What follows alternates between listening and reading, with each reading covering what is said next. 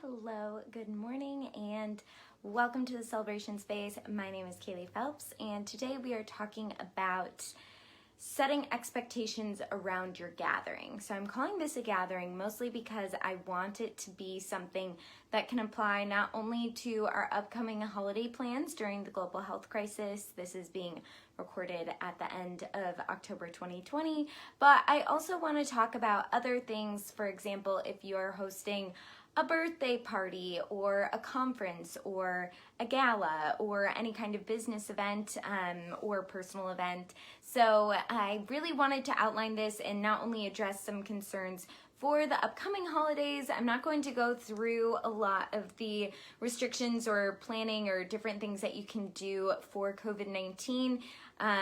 Just because we all know what the CDC's guidelines are, and they actually have a whole page on gatherings if you want to reference that information. And they have low risk, medium risk, and high risk events that you can reference. But I just wanted to talk about how to set, communicate, prepare for, and enforce expectations across the board, across any gathering, mostly because that is your responsibility as a host or hostess. If you are going to be hosting people in your home or at another location, or it could be thousands of people if you're doing a large gathering, it is your responsibility to set boundaries. Otherwise things can get very messy very quick, and setting those expectations also is something that is really beneficial on your guests and as well. I don't know if you remember being in middle school or high school or maybe even college where you're invited to something and you're so excited to go just because you've been invited, and that's such like an odd stage of your life. But then you're sitting back and you're like, what am I walking into? And it can feel really uncomfortable when you don't know what you're walking into and you don't know what to expect or what to wear or how many people are going to be there, or if this is in someone's basement or if it's in someone's backyard. So really just setting expectations, especially as a host, is our responsibility to our guests to ensure that they are comfortable, that everyone stays safe, and that everyone has the best time possible. So I do have some notes. I hope y'all don't mind. So I also wanted to reference that the run of show example, I just posted a blog post about it. I did a video about it, that as event curators and event organizers, we also should have the responsibility of looking at our events, especially any kind of nonprofit business-focused event, from the perspective of our guest, looking at our communication strategy and how we are communicating expectations to them from the very beginning. From a more, I'll say, practical example of what people normally know what to expect is normally a dress code, maybe an age limit, and an outline of events. And so that outline of events normally, and an address. So normally people know, like, hey, I'm going to a wedding. It is cocktail attire. I know that the ceremony starts at this time, and then there's a cocktail hour, and then there's a reception, and I know that there are no kids that are going to be at this wedding. So those are some of the things that you might have on your RSVP card. There might also be suggestions for music, or something that I find is really important, either a menu option where you're choosing what your meal will be, or if you have any kind of food restrictions. As a host or hostess, no matter how big or how small your event is, if you are going to be serving food, you do have a responsibility to ensure that you are keeping everyone safe around that food. So if it's potluck style, really encouraging people to create little cards that say if there's any nut allergies, saying what is included from basic recipe standards as far as like anything that could be an allergen, and then also checking in with your guests and just saying like, hey, we're going to try to be as transparent as we can with food. If you have any specific food allergies or restrictions, please let me know, just so that I can make sure that we have food for you. For me, just as far as food expectations go, I feel like always having a fruit plate and a veggie plate and some kind of, cheese and meat tray usually will cover a lot of people's bases. If they're vegetarian, they can go fruit and veggie. If they are, doing keto and they can't have fruit, they might be doing something else. I'm not endorsing any kind of diet, by the way. That is definitely Tyler's expertise, so please go over to Buckingham Fit to figure out anything nutrition and exercise fitness. But those are the types of things that I would just make sure you're aware of, and you make sure that your guest knows that they can feel comfortable communicating with you, whether on a small scale or large scale event, about what they are comfortable eating. So a couple of other things that I feel like expectations normally aren't always set around could be parking. If you're going to an outdoor event or maybe a festival, you should really let people know if it's all self-parking, if they're parking in grass, if they are paying to park, if there's a valet system, if there is a valet system, or if they're self-parking, if their parking will be validated, or if there is a shortage of parking, especially for people that might be hosting a gathering, in their home and they're on a cul-de-sac or something, really encouraging people to carpool or to Uber to and from their event. Also letting people know if there's going to be alcohol and making sure that you cover your bases, saying, hey, please be sure you have a safe ride. I know a number of events that I have worked have provided a free Uber or Lyft code for it's usually your first use of the service that you get the discount, but it's a really nice touch just to be able to ensure that you are making people aware and safe that there will be alcohol at your event, and that they should they should set expectations for themselves and how to get themselves home in a safe way. Cash or card, I think, is really interesting, just because coming from a fundraising background, we took cash, we took checks, but typically we would take a credit card on arrival from our guests as much as possible, just so that if they did get a little bit tipsy, or if they won anything in the event, or if they left early, it's normally the credit card that they purchased their tickets with. We would either confirm that, or we would get a new card that they were comfortable with spending that night. So this is from a nonprofit events perspective, and just letting people know, hey, there will be people there asking for your credit card information, so be sure to bring a card that you're comfortable with, having your tax write-off associated with, etc. So also, people might want to tell you to bring cash, just because it will be a cash-only bar, or you could be buying raffle tickets that are only in cash, or it could be something where your bar service, your valet, they can only be tipped in cash. So just letting people know the expectations of what they should have. I've also gone to festivals where they have had little bracelets where you can associate your credit card with your bracelet, setting really clear expectations and directions on how to do that, and anywhere that you can troubleshoot with that is going to be key, just from a monetary standpoint. Restrooms is something that's huge, especially just talking about outdoor events while we're on that subject. Making sure that people know that there will be restrooms available, whether they are porta potties or whether they are more formal trailers. I love the outdoor trailers and how wonderful those are now. I've been to a couple of festivals where they have been beautiful. They have, like marble countertops and air conditioning in them, which feels very deluxe after years of going to festivals in porta potties.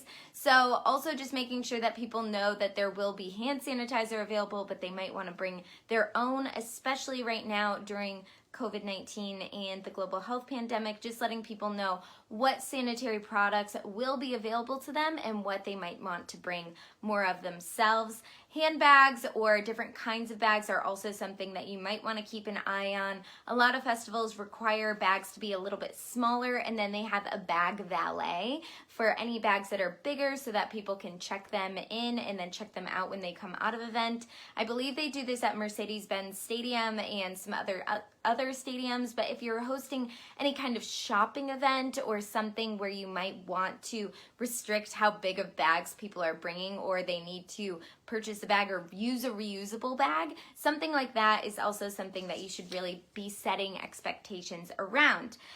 Coat check, I find this is the most hilarious thing that has happened as far as some of the events I've been at, where they, you communicate with the venue, you've planned all of these things, and then people show up with their coats.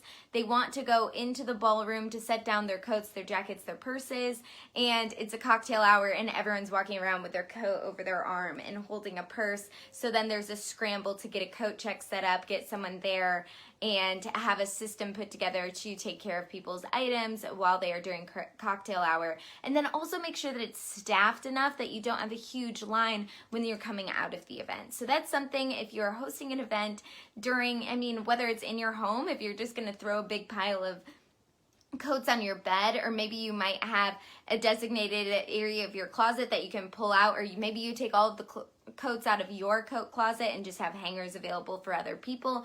Planning how you're going to enforce whether you want people to take their shoes off in your home or any of those different items, just kind of setting things up so that it sets expectations. It makes things obvious to people so that they don't have to do the whole guessing game. I remember a lot of events growing up where you walk in and you see a big pile of shoes right next to the door, and okay, I'm gonna take off my shoes because that is obviously important in this person's home.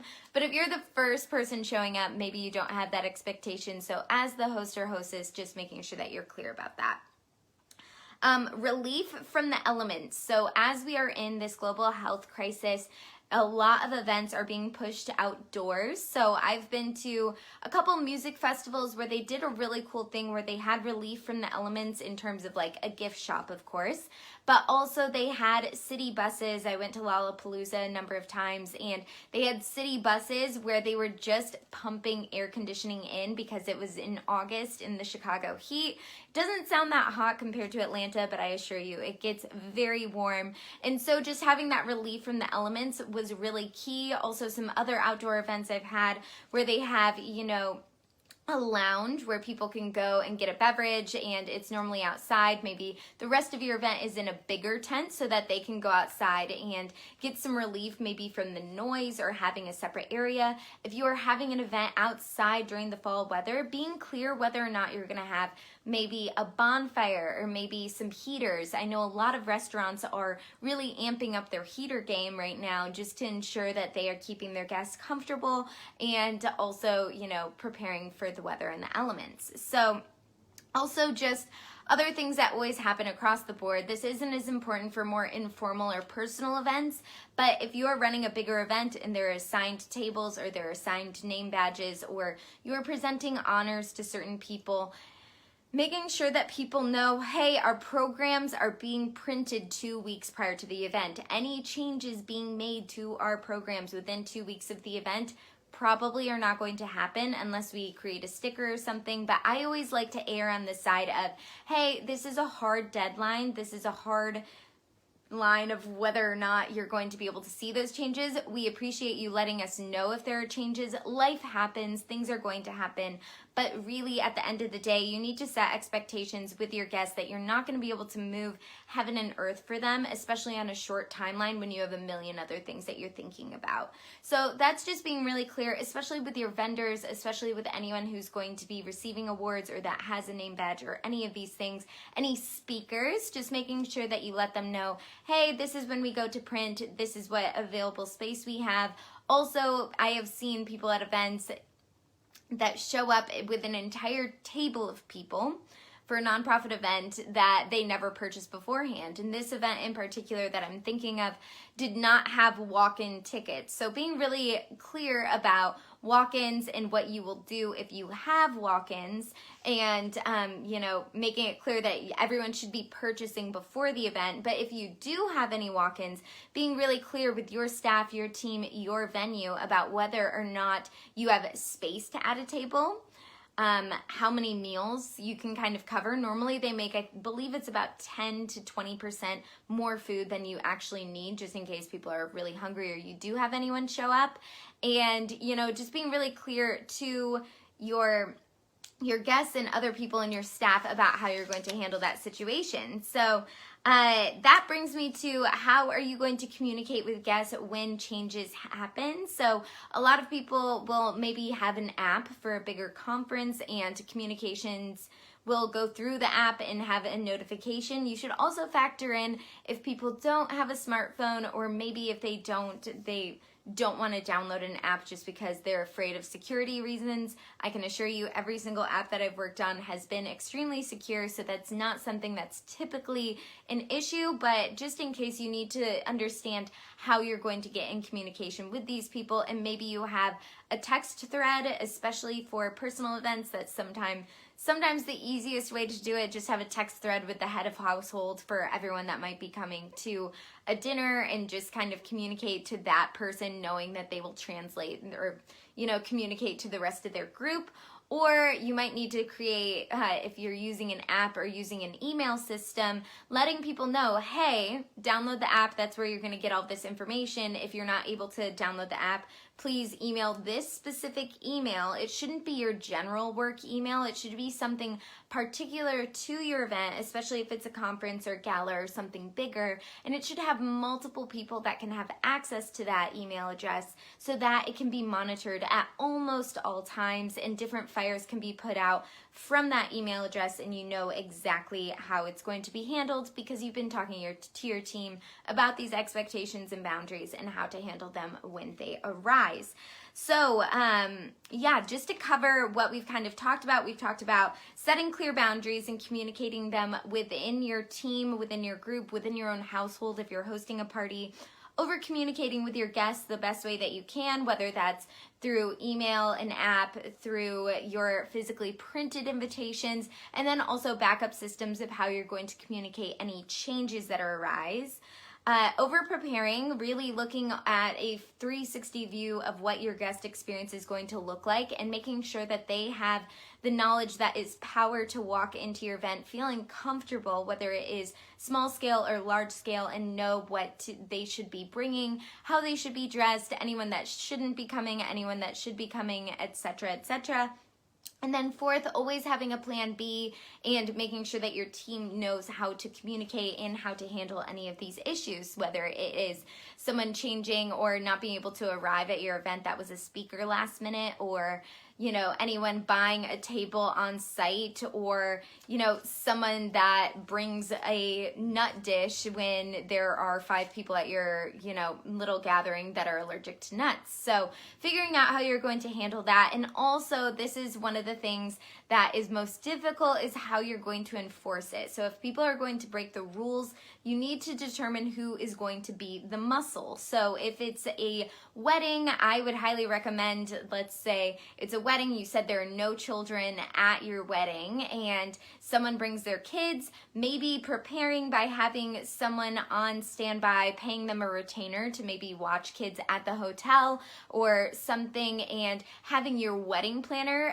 address it, so that you are not the person also addressing your muscle with your risk. So if you're the bride and it's your second cousin twice removed that brought kids, you want to make sure that you have someone that is going to address those needs without breaking a relationship. So that can also be having, for a nonprofit, if someone shows up and buys a table, having your executive director walk up, shake their hand, well, I mean, not right now, but walk up, tell them that they really appreciate them coming, letting them know that this is typically an event that is all purchased beforehand, but that you really appreciate what they're doing and you appreciate their patience, and you'd love to take them aside and have a conversation while you're getting their table set up. They're going to miss some of the opening remarks just because this is happening, but you want to make sure that they're comfortable while their table is getting set up. So really determining who the muscle is. I appreciate that everyone is kind of commenting that they like that term, but I think having the muscle and knowing who is going to be the bad guy and how they're going to address it and how the rest of your team can back them up. So that is really, and also again, just reinforcing what the risk is of those relationships. And that could also go back to, I don't want to say this, but it can go back to who you are going to invite to your event in the first place. So if you know someone that is not following social distancing guidelines, or maybe is out of state and you really want them to be able to come to your event or your dinner or something, but you know that they might break the rules, is it worth having a confrontation in front of a family event or a friend's event or doing something?